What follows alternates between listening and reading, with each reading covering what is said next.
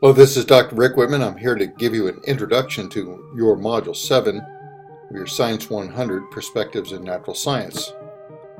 It's a pleasure to be with you again. Now, in your last two modules, I'm going to shift gears and go into high to make the most of what you've already done and to bring this to a good close. So chapters or modules 7 and 8 kind of go together, so the setup you do this week will pay off for 2 weeks. Here we go.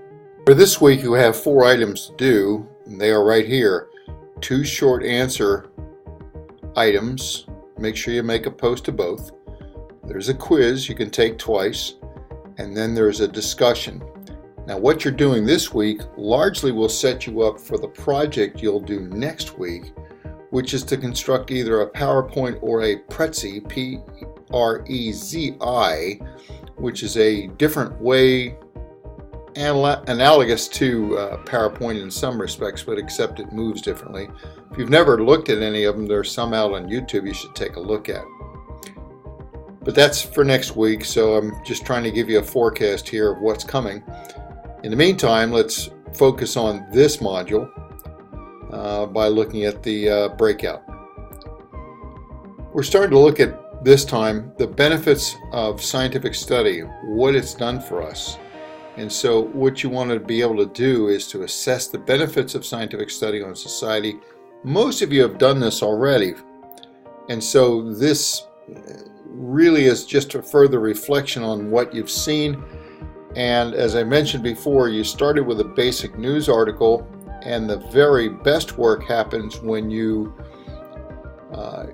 invest in a second article that ties to the first, to extend your knowledge a little further and give you what I would call compound interest.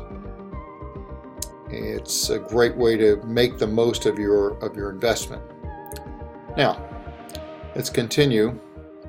You're then going to have a short answer on scientific developments. The scientific developments will help you set up for your third project, which happens next time. And this refers back to your 50 greatest breakthrough. You can go back and look at what you've seen previously, by the way. You're going to have this situation here, understanding science as a citizen, and here you get in some really interesting items, which I'll show you.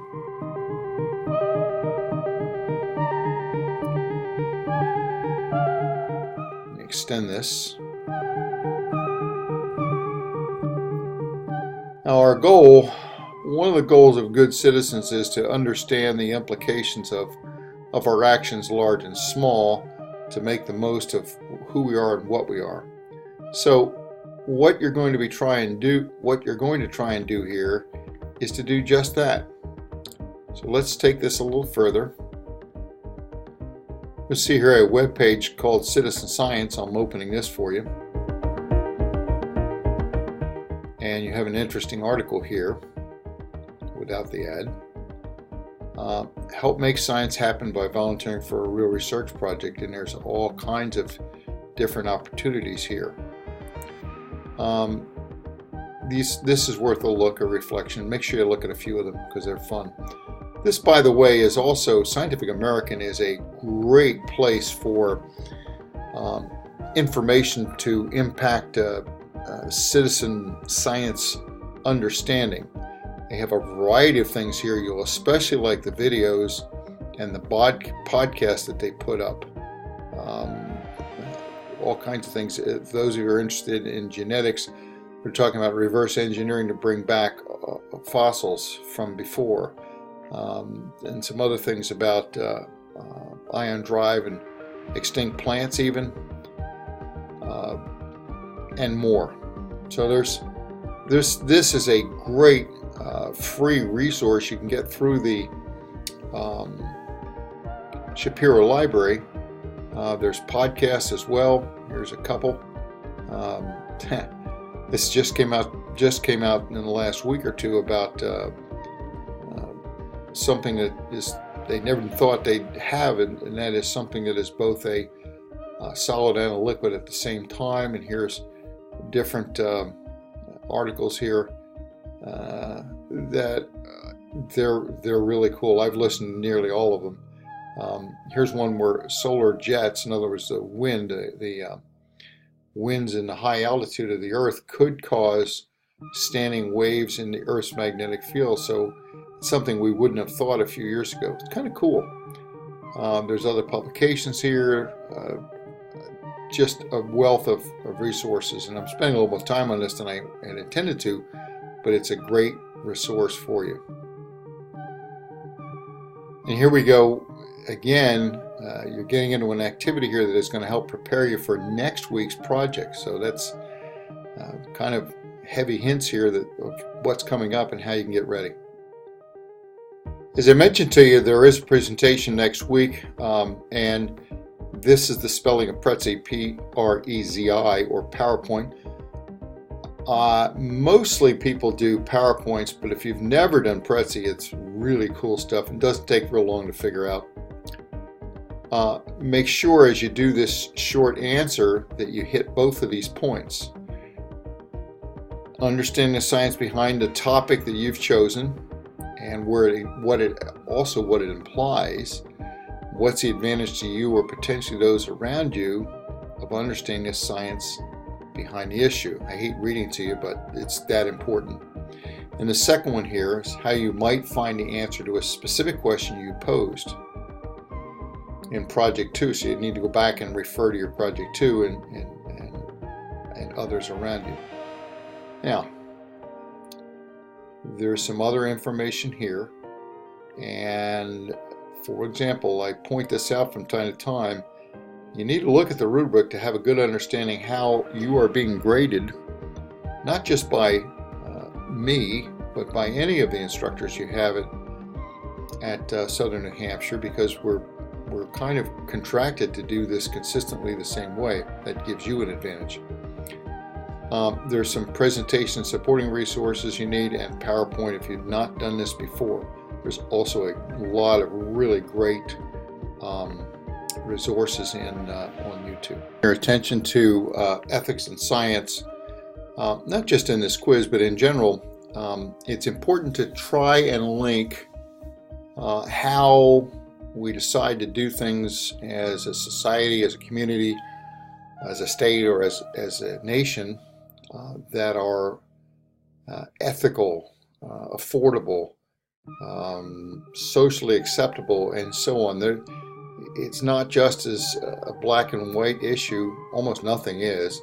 There are almost always shades of other things that influence how we should be working on these things. Now, this is a 20-point quiz, so make sure you take it at least once, certainly. Your highest score counts if you take it a second time, and I urge you to do that. As I mentioned, politics is actually, think of this as another way, it's the will of the people or the will of those we elect to speak and represent the rest of us. So politics does impact science, and lately it's been negatively. You will find this article from Dr. Neil deGrasse Tyson to be quite interesting. And then there's a follow-up. There's no other, a problem like no other. How do you mesh science with politics? There's two contrasting articles here. Both were collected in 2014. However, the first one is perhaps turning out to be a little more true, that Antarctica is melting. And this other article, a nice contrasting article, by the way, and I don't mean just temperature, in that it does present some good information. However, it's from 2010, and that makes me discount this just a little. Now, the highlighted words here in this activity: knowing the difference between what you have a right to do and what is right to do. This is kind of interesting. And this is where ethics and decisions and money and long-term impact, societal needs and more should come into play when we're making decisions in the local, the national, or even international areas.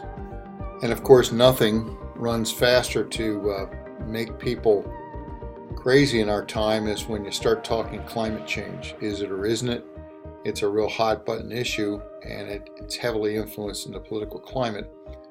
I live in Indiana, and a week ago, part of the Indiana Senate committee decided to keep the coal-fired power plants that are attempting to switch over to natural gas, to force them to remain in coal longer than they wanted to for at least 2 more years, to kind of milk the coal industry. So you got to wonder if there's some ethics. Fortunately, the larger Senate has overturned that, because natural gas costs less, it's less polluting, it does less to the environment for many reasons, and it's a business-driven decision that has a positive environmental impact. So sometimes politics works against the public interests. Make sure whenever you're doing a post, if there's a discussion rubric, you will know how you're being graded before you turn it in. That tells you what your instructor, both in this class or elsewhere, is looking for you to prove that you understand what you're doing. That's all I have for this introduction this week. Keep up the good work. Most of you are doing great. Some of you are doing fantastic, and most of you are improving nicely. So keep up the good work. Do make the follow-throughs that you need to do. Good night.